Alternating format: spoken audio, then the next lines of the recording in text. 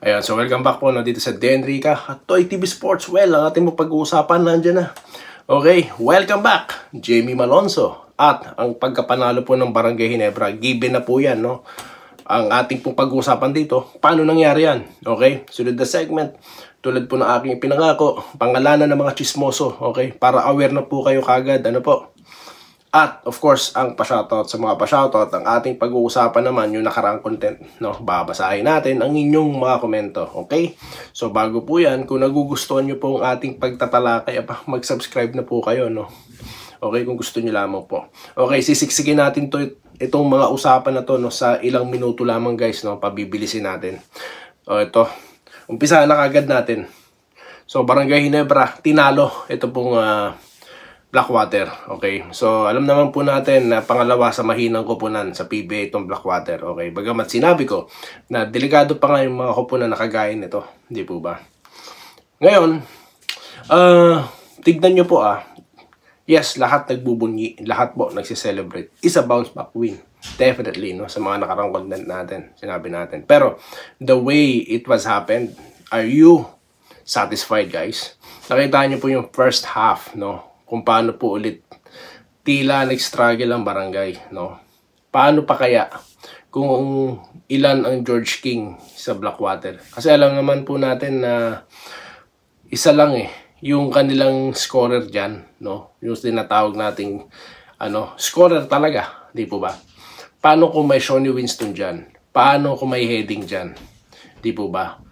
Paano kung meron dyang tawag dito, mga katulad ni Lassiter na bigla na lang pumipihit ng mga 3-point shots, no? May Bolik, may Optana, may Pogoy, di ba ba? So, tambakol na naman ang Ginebra noon. Pero, ang nangyari, no? Pumasok si Malonzo, pumasok si Barrientos, look at the energy, di ba ba? Taas. At ito pong si Malonzo, grabe, parang hindi na injured, guys. No, pansinin nyo sa ibang player, mag-iingat pa. Ito hindi, nakita nyo. He do exactly what the fans yung ine-expect sa kanya, di ba? Nakita nyo? So, yan po ang energy na kailangan, di po ba? At of course, yung Barrientos na best player sa laro na yan. Okay? At, well, very scary po yung kala natin, may injury si Brownlee, no? Buti na lang nakabalik, no? At yung naging decision po ni Coach Timko, nakayaan siyang maglaro, no? Kahit tambakol na, 20 plus na ang lamang, di po ba, kasama si Aguilar, no? We found out na tama rin, di ba? Sa ibang mga coaches, pagpapahingay na yan, di po ba? Kaso, nadala na po, no? Malamang, yan po yung sinasabing adjustments na gagawin ni Coach Timko. Kasi nga po, hindi porket tambak na, kumpiyansa ka na, no? Tignan nyo, naibaba sa 14, di po ba?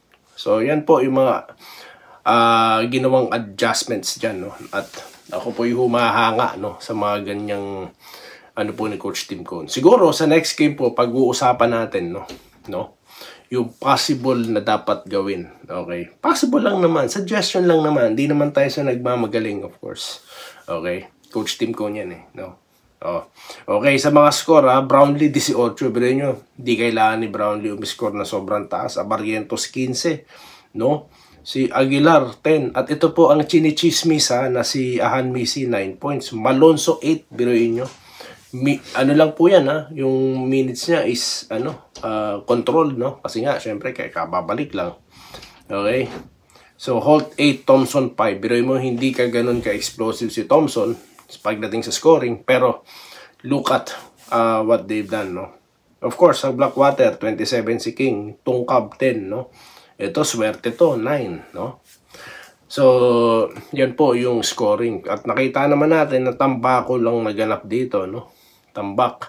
So, expected na yan kung wala talaga yan si Berfield, kasi nga di naglaro, di po ba?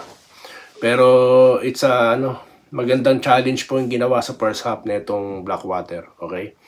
So, yan po. Congratulations po sa Barangay Ginebra, no? It's a bounce back win. Alam ko, maganda na naman ang mga gising nyo, ha? Masarap na naman ang mga tulog nyo, ha?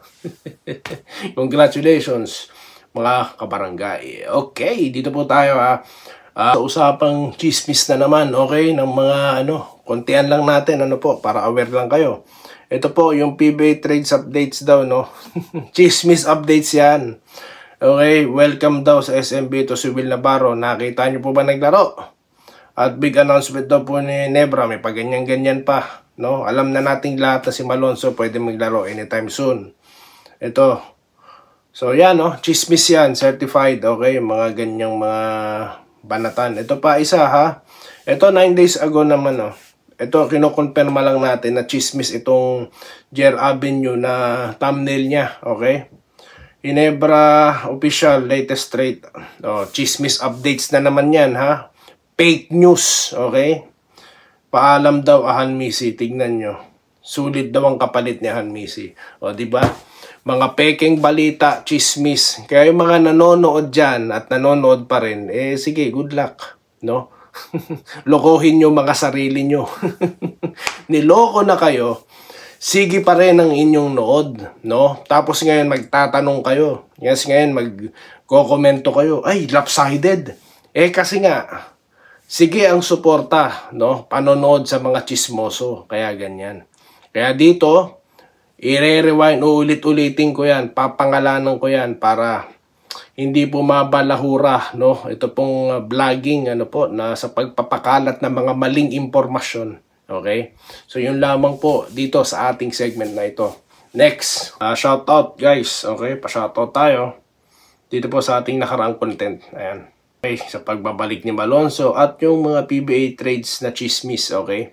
So, dito tayo kay Sir Willie Barday. Good morning, sir. Ask ko lang, sir. Pag nanalo ang Ginebra, daming asar porket mahinang team lang ang kayang talunin. Hindi ba tayo pwede manood lang at congratulate ang manalo kahit hindi tayo fans?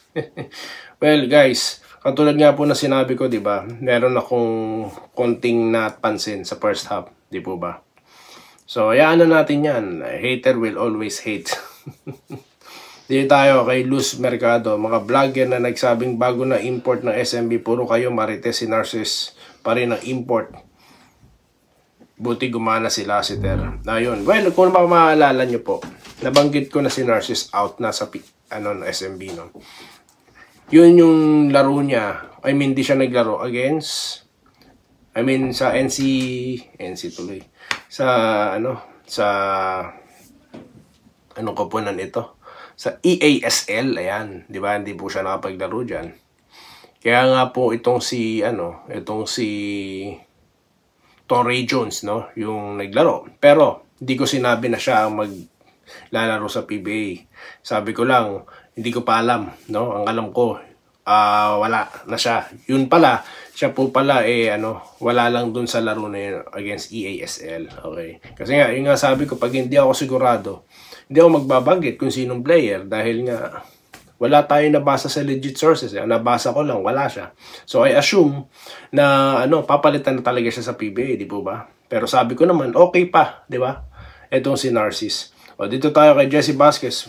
Ginebra, wala nang player na kailangan kasi pag kumpleto na Ginebra, ang lakas nila. Yun na nga sinasabi ko. Kaya yung mga fake news trades na yan, guys, huwag nyo nang paniniwalaan dahil wala nang basihan yung mga yan. Mga chismis na po yan. Okay? So, yun lang po muna, guys, no, ang ating mga pa-shoutout, ang ating mga content sa araw na ito. At magkita po tayo maya-maya, no? Marami pa yan. Dito lamang sa Day in Day Out Doy TV Sports muli. Maraming salamat po sa inyong panonood. Salamat po sa panonood. Subscribe na para sa mga susunod na basketball at boxing videos.